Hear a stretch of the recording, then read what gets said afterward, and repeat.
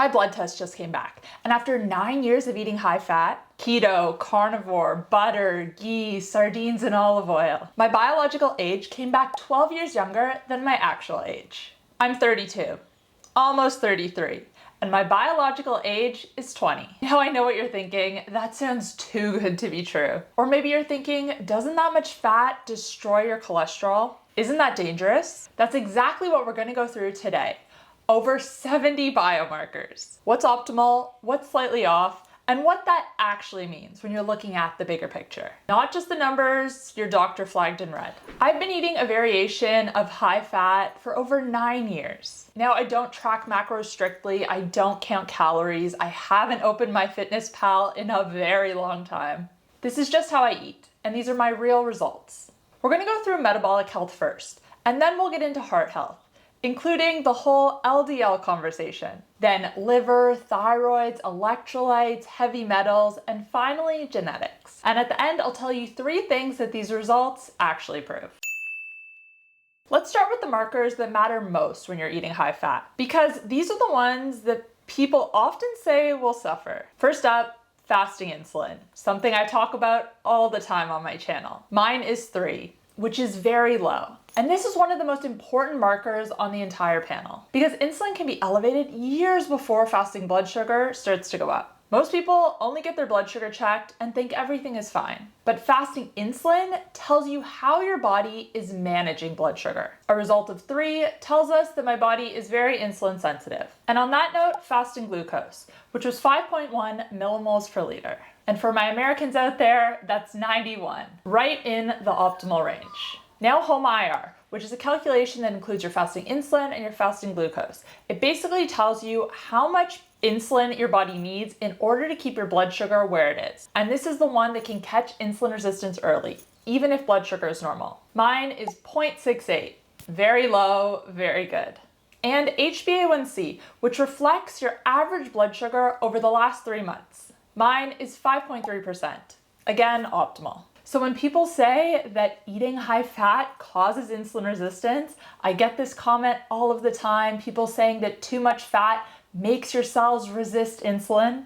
These are the exact markers I would expect to worsen. And in my case, every single one of them is exactly where I want it to be. Now this is where it gets interesting because this is the part that worries a lot of people when they think about eating high fat. My HDL, which is the good cholesterol, there's more nuance to it than that, but we'll get into that in a second, is 2.3. That's high, and that's where we want it. Triglycerides are 0.6. This shows the amount of fat that's circulating your bloodstream. You want this to be low, and 0.6 is low. And this combination, high HDL and low triglycerides, is one of the strongest indicators of cardiovascular and metabolic health. The ratio between these 2 markers tells us far more than total cholesterol alone. And now, drumroll please, LDL. My LDL is 3.1 and my total cholesterol is 5.7, both technically outside of the standard reference range. And this is where a lot of people and a lot of doctors will stop and say this is a problem. But LDL on its own doesn't tell the full story, and this is really important to understand. A more accurate marker is ApoB, which reflects the number of particles carrying the cholesterol, not just the amount of cholesterol itself. And particle number is what actually matters when it comes to cardiovascular risk. My ApoB is 0.7, optimal. So when you combine high HDL, low triglycerides, low inflammation, and optimal ApoB, the full picture looks very different than just flagging LDL in isolation. Context matters. AST is 24. Optimal. ALT is 23, which is slightly suboptimal. Other liver markers are within range, but globulin is slightly low. So let's talk about the slightly off markers, ALT and globulin. And these are worth paying attention to. But when I look at the context, it kind of makes sense because I have been training pretty hard. I've been lifting heavy, I've been running, and I've been trying to recover. But these markers can shift with a high training load and inadequate recovery. So to me, this doesn't signal a diet issue. It's a recovery issue and something that I've already started adjusting. Now my thyroid markers were also slightly off. And again, high training load, high stress load, not enough recovery time in between sessions. This makes complete sense in that context. Again, not a diet issue. A lifestyle adjustment that I'm already making. Sodium, potassium, and calcium, all within range. And I want to take a second on this one because electrolytes are something that I am really passionate about. Not enough people are getting enough of them. And ever since I started using them regularly, I noticed a huge shift in my health. More energy, fewer headaches, better training, fewer muscle cramps. These are things I noticed when I started being intentional with electrolytes, and especially sodium. And this is why I use sodium every single day, usually 3 to 4 times a day. And the reason I use that much is because of how much I train and I sweat. Most electrolyte supplements on the market do not have anywhere near enough sodium.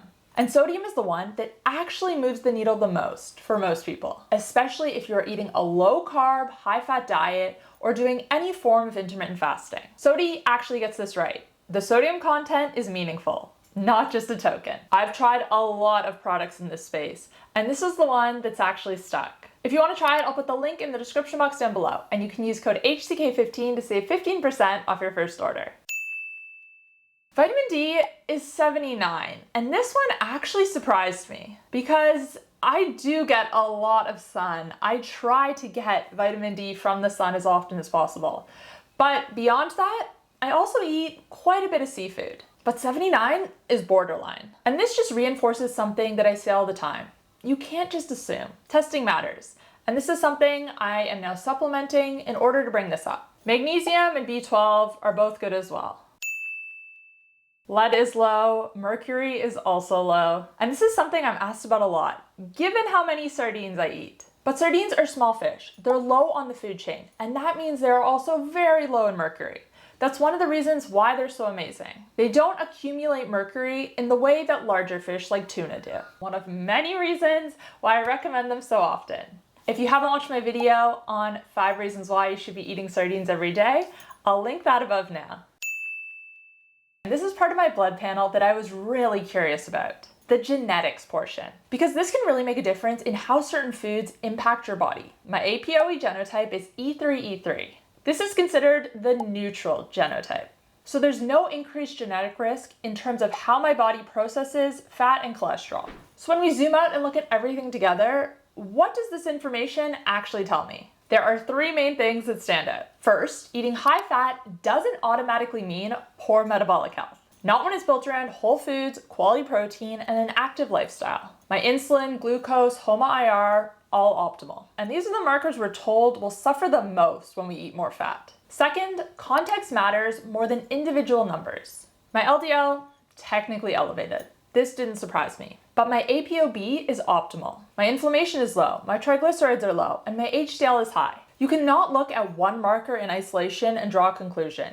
You need to look at the bigger picture. You need to see the context. Third, consistency beats perfection. My diet is not perfect. I occasionally eat junk food. I eat out. I have seed oil sometimes. I drink alcohol. I don't track anything. These results reflect what I do most of the time, but not all of the time. And that's the real takeaway. You don't need to be perfect in order to be healthy. You just need to be consistent.